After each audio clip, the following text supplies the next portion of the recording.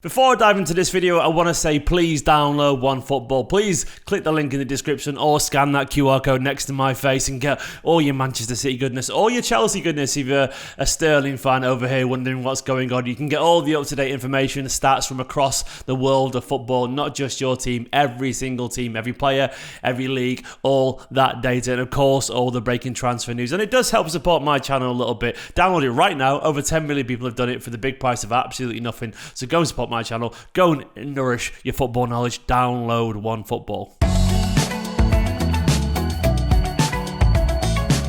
So it's over. Raheem Sterling is no longer a Manchester City player.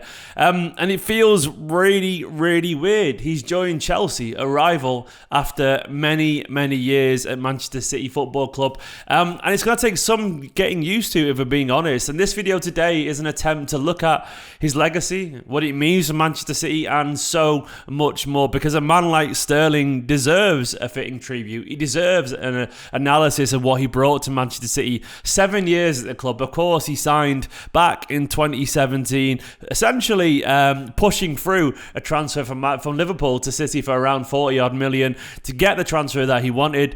And I think it's fair to say he made the right call. In Sterling's very own words, he arrived as a 20-year-old and today he left as a man. It doesn't make it easier to swallow, of course, but he did grow up during the time of Manchester City. And I'm very proud to be a Manchester City fan that witnessed that growth and that humility to his game and that leadership that he developed. Sterling has always been a fantastic player, but he became such a key player at Manchester City. He became essentially a leader and an icon and a hero for so many people. And we have to respect that legacy that Sterling built at Manchester City Football Club.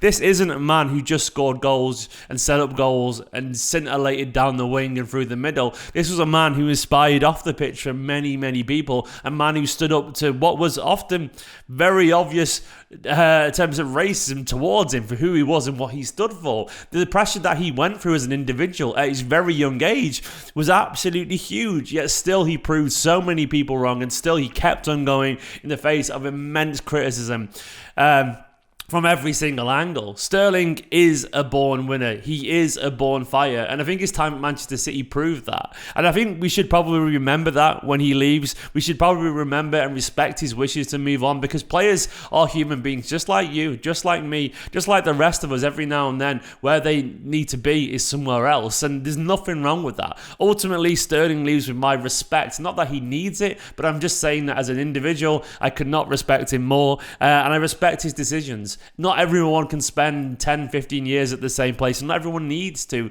be a legend or be an icon for the club. And Sterling goes now after many years, fully proving himself. He absolutely does that, and he has nothing to prove to Manchester City fans or any fans around the game. Sterling is a winner and is a champion. And I think at times like this, when you lose a player of the quality of Sterling, the best thing to do is not moan and begrudge him going to a rival. Is to appreciate what he did. You know, football and people aren't simple. It is complicated. And of course, when a player like Sterling moves on, he was always going to go to a very good club. It just so happens that it's in the Premier League, which isn't ideal, but we cannot criticise how he handled this. He moved with a year left on his contract, which got Manchester City some money, of course, and he moved, of course, with the best wishes of the club and his colleagues. And he always remained immensely professional and always did his job. And of course, so much love between him and Manchester City's fans. I am devastated that he's gone. I mean, people like Sterling, that magic, it's hard to capture. You know, he's lightning in a bottle, Raheem Sterling. He really is the spark for so many brilliant moments. He really was the driving force behind so many successful campaigns and so many victories from Manchester City. A man who was literally only second, since he could join the club, only second to goals to Aguero, only second to assists for Kevin De Bruyne. It isn't going to be easy to replace him. And even though maybe some would say that his form dropped off over the past couple of years, he was still absolutely immense in terms of his output at times. Sterling has been a key part of what made Manchester City under Pep Guardiola, and I think it's probably churlish and a little bit unfair to not appreciate that. We have to give him his roses, man. We have to give him credit where it's due and appreciate what he did for us. I mean, look at those numbers. 339 games at Manchester City, 131 goals. That's just around a goal every 3 games for a winger, a guy who was never anywhere near that level of output when he joined Manchester City. 95 assists. Some of those will be winning penalties. Some people measure assists differently, and Transfer Market have him down as 95 assists, but that's definitely 95 goal involvements. Some quick maths there. That is 226 goals or assists in 339 games.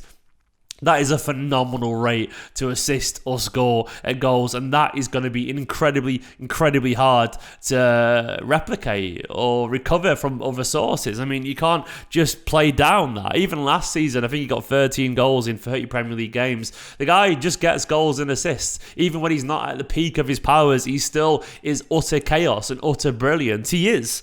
I know at times maybe he's frustrated with his touch in front of goal or his finishing one-on-one, but this was a guy you'd have to understand that I think probably needed someone alongside him to take off that goal-scoring burden through the middle. I think Sterling, my personal reason is that he maybe struggled being the main man without a goal scorer alongside him. This is why I want him to stay. But even then, even if his form did drop a tiny bit, he was still so crucial in the biggest of moments. I mean, when you look at the biggest of moments of last season, he started that comeback. Of course, that cross to Gundogan at the back post against Aston Villa, and the rest is history. And throughout his career as well, he's been littered with absolutely wonderful moments. I mean, one of the most famous ones will be that Southampton injury time winner when he curled into the top corner. 𝐿𝐞𝐫𝐜𝐡. I was sat watching that with a friend of mine who left in the 92nd minute. What a muppet. Little things as well for me stick in the mind, like him keeping the ball in the corner against United. I mean, it's just great fun to witness him absolutely winding them up. Any game when he was on the pitch with Aguero and Sane was always absolutely immense. I mean, I think, like, particularly as well, I always remember the Spurs game. I know it sounds crazy, given that we went out in the Champions League, but he was immense that day, man. Absolutely immense. He was an absolute thorn in their side. All over him. All over him. I mean, as well, a winner against Bournemouth, last minute, just absolutely immense limbs. Everyone going crazy. Get a winner against Schalke as well. The wonder goal against Shakhtar. Just so many big moments. So many big goals. I remember as well thinking when he stepped up the penalty at the Carabao Cup, I was there watching it with my dad thinking, he's not going to score this, and then he put it in the top corner to win us the Carabao Cup. Genuinely, this is what Sterling did, man. He answered his critics. He came alive in the big moments, and you have to appreciate that legacy. Sterling did arrive as a boy, and he did leave as a man. Not just a man, an icon around football, one of the best forwards in world football. It's a shame that it ended how it did, but we cannot deny his impact in Manchester City. I do think his legacy speaks for itself, and I do think we should wish him all the best. I do think we should be better than the fans of other teams who decide to hate a player just because they want something different from their lives. He doesn't owe Manchester City anything, and I mean that in the best possible way. He doesn't owe you anything. He has given his all in the Manchester City shirt for 7 years now, and he leaves personally with my respect, as I was saying earlier. And I think he should leave with yours too, because he's given everything to this club that he's got, and now it's time for a change for him. We have to admire that. People live one life, and they have one very short career in football, and they earn their right to choose where they want to be next. And of course, he wants to go live in London closer to some family. Go for it, man. Go for it. I wish you success, but not at the expense of City, of course. But in general, I do wish him success. I mean, that legacy he's left, he's inspired so many people and given me so much joy and so much glee over the years. A phenomenal player. And a Manchester City legend for many, many people, and rightfully so. In terms of the transfer details, well, he's joined Chelsea, which isn't ideal. Chelsea, of course, their rebuild after the Abramovich era could be inspired by Manchester City, which doesn't sound good to say. Sterling there, maybe Ake next. Sterling does improve Chelsea. He's going for a deal somewhere between 45 to 50 million.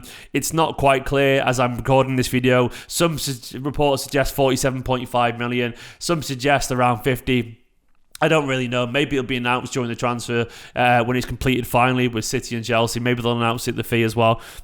But all I know is for 1 year left on the contract, you sort of can't really turn that down. Sterling made it very clear that he didn't want to be here anymore. City kept that contract on the table. And when you've got 50 million on the table for a player who doesn't want to be here, you sort of have to take that. I would have loved in the fantasy world that is fandom to say, no, you'll stay and you'll be great and you'll play alongside Haaland and you'll be wonderful and you'll find your best form again. But football is a business at the end of the day, and City do have to move on if someone offers 50 million for a player who will leave a year from now. I understand it, I get it, and ultimately Guardiola runs a very tight ship. If you don't want to be here, you will move on if you want to, if you bring a suitable deal. And as frustrating as that can be for fans like myself who don't want to see him go, I think it's the exact right way to be in football. It's a mature way to be. You cannot keep players against their will, because that does spread bad blood and it does spread discontent. And we have a mature, happy squad for a reason, because everyone who is here at the start of the season wants to be here, and ultimately that is what matters. That is what keeps that core group so close together and so tight knit. That is what keeps us going in that quest for trophies and that hunger, to win more. You can't have players who don't want to be here. You can't. It undermines the manager, it undermines the dressing room, and it makes tension so much easier. And if Sterling, I'm sure he would have remained professional. I don't know, but it doesn't take too much for a player to be unhappy. And if you're unhappy, maybe he gives a little bit less, not intentionally, just subconsciously. Because if you're not happy somewhere, you're not your very best. And that does seep through to other players unintentionally. So I understand why he's gone. I'm not happy about it, but I respect it, and I think it's the right call. Why is he gone? Well, I think this graph on screen right now pretty much says it all. This has been sent over by my good mate Adam from Stat City. Adam, thank you so much for this. Statscity.co.uk. Go and look at it. That says it all, really. That's his starts per season. It's absolutely nosedive, man. We cannot deny that. That's a 28% reduction in game time from his peak in the 18-19 campaign, the Formidables campaign, actually. Only 32 starters last season in all competitions. This did coincide, in many people's opinions, with a lack of form. People will argue about that forever, but I think it's pretty fair that Guardiola probably shared that statement too.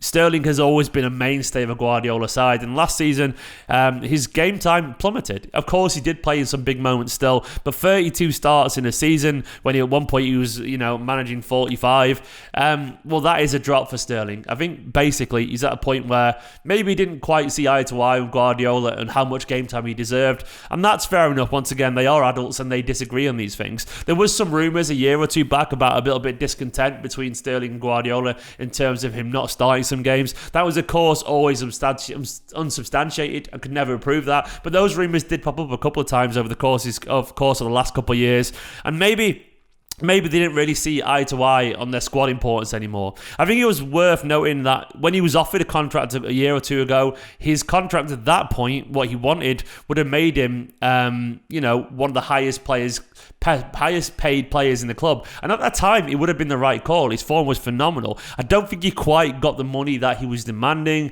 And then as things went on, City's interest in offering that money, I think it never really matched where he saw himself or where he wanted to be with his playing time and what City thought his worth was. It's a really complicated situation, but at the end of the day, there was a bit of a rock and a hard place scenario where he wasn't getting the game time to prove that he was worth the money that he wanted, where City didn't feel his form warranted that game time and therefore the money too. It's just one of those things. These things happen in football.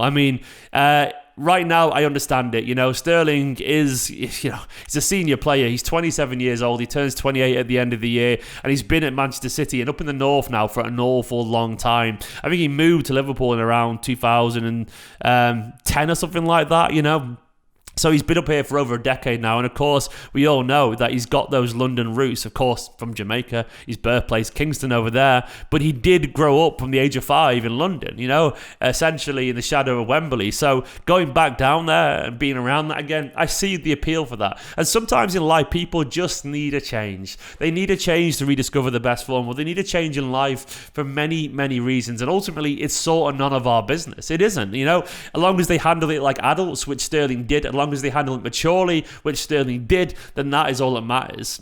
So that is, I guess, why he's moved. Maybe it was game time. Maybe it was simple as a change. Maybe it was a London appeal. Maybe it was because they didn't agree on the contract. Whatever it was, it happened, and that is life. There are many things that me, or you, once again, will agree or disagree on with people that we love more than Sterling probably loves Man City. I will disagree with my mum, on things that are fundamental down to the core of our relationship. Not because we're bad people, because that is life, Sometimes you disagree on things that doesn't make you a lesser or better person than anyone else, That's just life. So will it affect City?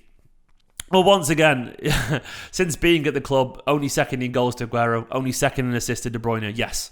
It will affect Manchester City. I think it's fair to say that last season he wasn't in the guaranteed best 11 for City when it came to starts and so on. And I think it's also fair to say that, he hadn't played his best football for the last couple of years.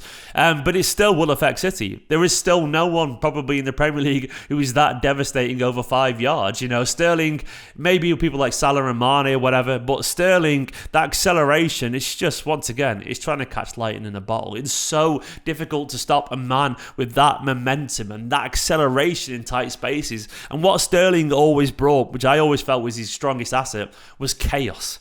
Chaos ball. Sterling would never, ever, ever let up. He would constantly drive at people, constantly try and create chances, constantly go for the high risk but high reward action. And that is what maybe made him so frustrating for some people. It's so hard to do what Sterling did, but yet he never gave up. Maybe that's what led to the missed chances or to the high turnovers every now and then. But Sterling invited trouble. He invited chaos, and Sterling created space and created chances. And it's no coincidence that when he was on the pitch, defences were terrified and did sit a little bit deeper, and we did get him behind teams more often. Even if his end product wasn't always at his very best over the last couple of years, he was still there. He was still where he needed to be, and he was still causing an absolute shit ton of trouble, because that's what Sterling did best. I am going to miss having a natural right footer on the right with that pace. We are losing pace on the counter. We are losing pace on the transition. We are losing runners in behind. And we are losing our best, probably natural right winger. And that will affect Manchester City. Of course it will. Now, it doesn't mean it'll affect us overall in a negative way. We still could succeed in the way that we have been done over the past few years. But we are losing something. There's no point pretending otherwise. Does that mean I'm concerned? No. I mean, admitting that we're losing something and we're going to have to change how we play is not the same as being concerned overly about how the future could pan out for Manchester City. I do think Guardiola and the players that we've got have the intelligence, the ingenuity and the creativity and the desire to make it work in a post-Raheem world. But that doesn't mean it isn't a problem that we have to solve. We essentially do have to try a different way of playing now. We have lost that width, that electric wide play, and that's just what it is. Sterling was often top of the league at Manchester City, always, man, and I loved him for that. And he often brought us there with his dynamism and his electric pace. So of course it will. It'll affect how we play. For the negative, I don't know the answer to that. I don't know the answer to that at all. Will we sign a replacement? Look, I am currently of the opinion that we won't. Obviously, the likes of Gnabry have been linked to Manchester City. Maybe 𝐌𝐞𝐫𝐜 could come at Manchester City as well. I don't know, man. Maybe these players will be. But maybe the replacement is a little bit closer to home. Maybe the replacement will be someone like Cole Palmer or James McAtee. And I know you could sit here and probably laugh relatively justifiably that these two young academy lads are not in any way, shape or form a current replacement for Sterling. I would absolutely agree. They are not at his level. And I don't know if they'll ever get there. And they're also very different players. But what I would say always personally is that opportunity knocks for something. There's always a silver lining with the greyest of clouds, and the silver lining in this instance could be that these very talented young Manchester City fans, academy prospects, could maybe get a bit of a space that they need to express themselves and become the players that I personally believe they could be, and that maybe Manchester City believe it too. I mean, maybe we just go into the season with Mahrez as our number one winger, which he was pretty much on most of the last season, and maybe we do trust the likes of Palmer as a backup. Palmer, in my opinion, is better than many people would believe. I honestly think he's an immensely gifted young footballer, and even though he's a similar profile to Mahrez, I don't think that necessarily means he's an inferior option, or maybe not the diversity that we need. I think we presume that just because one inverted winger doesn't get any joy, therefore another that was subbed on wouldn't. No, that's not as simple as that. One day a fullback could have the better of Mahrez, but not have the better of Palmer, who does have a very different style to his game. Despite playing in a similar way, he still is different. I think it's a simplification that we don't need, and maybe we just play different. Maybe Cancelo pushes up further than we ever thought he would do. Maybe De Bruyne drifts out more to that side. Now we've got a double pivot with, Calvin Phillips or whatever with Rodri. Maybe Alvarez gets a bit of time out wide. I don't know what it is. Maybe Foden drifts over there. We'll change how we play, but that is just football, and that is how we move on. Will we sign a player? There is a chance. I don't know the answer to that. I would guess right now the answer is no, but do not be surprised if we do go in for someone like 𝐿𝙬𝙨𝙯𝙬𝙀 or Rafael Leao or, 𝐌𝐞𝐫𝐿𝐴. I always pronounce that incorrectly. I apologise. Do not be surprised. But my current bet is that we stay as we were and we move on and we find a different way to operate. And that's going to be very interesting. For now, final words. Raheem Sterling, he's top of the league. He is top of the league. He will always be top of the league because he's a fantastic player. He really will be. He's top of the league in quality, man. I don't know if he'll be there at Chelsea, and hopefully he won't. But once again, a man who leaves with 4 Premier League titles, 5 League Cups, 2 Community Shields, 1 FA Cup, 131 goals, 95 assists. An absolute icon of Manchester City, a great player, one of our greatest ever signings, maybe our greatest ever winger, one of our greatest ever forwards. For many people, a legend. I don't know where he sits. That'll be time for me personally to tell that, but I understand if you think he's a legend. I don't know if he's up there for me with Silva, Aguero, but I don't know if it even matters. What I do know is that I can sit there and talk to my future kids one day, hopefully, about Sterling. Maybe when I'm a granddad one day, I'll talk about how brilliant Raz was to those young little kids, Maybe I'll do that. But I do know this is actually a very big moment for Manchester City. Because it signifies a transition, how we're going to play. Jesus and Sterling have moved on, Aguero's moved on, Sane's moved on, Silva's moved on, Vinny's moved on, Yaya moved on, Joe Hart moved on, Zabaleta moved on. Those ticking hands of time, they do not wait for anyone. Life does move on, life does evolve, but that is normal. I cannot pretend that I'm not disappointed. I am disappointed, but I cannot pretend at the same time that I'm not excited to see what the future holds for Manchester City and for Raz in his own way as well. It's going to be weird watching City line up without him, but life will go on. Football will go on. For now, though, Raheem Sterling, he's top of the league. Cheers, Raz.